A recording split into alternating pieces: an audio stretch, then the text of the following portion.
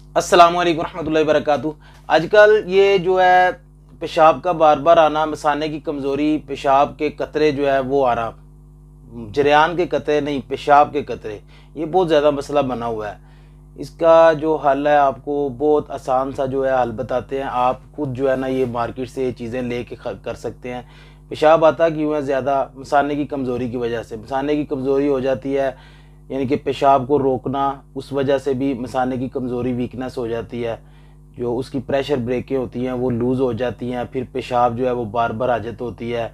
और बाज़ औक़ात शुगर पेशेंट को भी पेशाब बहुत ज़्यादा आता है।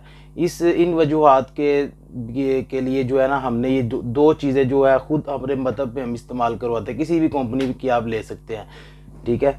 ये जो है ना एक मजून फ़लास्फ़ा और एक मजून मास्कल बोल, ये दोनों ये अजमल कंपनी की हैं। आप किसी भी कंपनी की दोनों ले सकते हैं, ये खुद इस्तेमाल करें।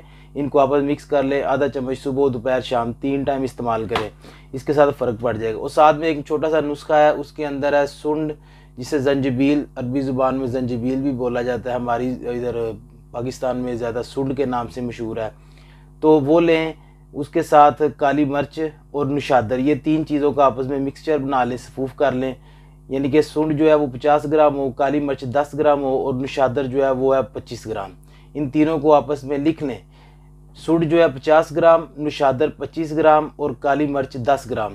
इनको आपस में मिक्स करके सफूफ बना लें। और इसका जो है ना टीस्पून का आधा हिस्सा वो आपने सुबह और शाम लेना है खाना खाने के बाद।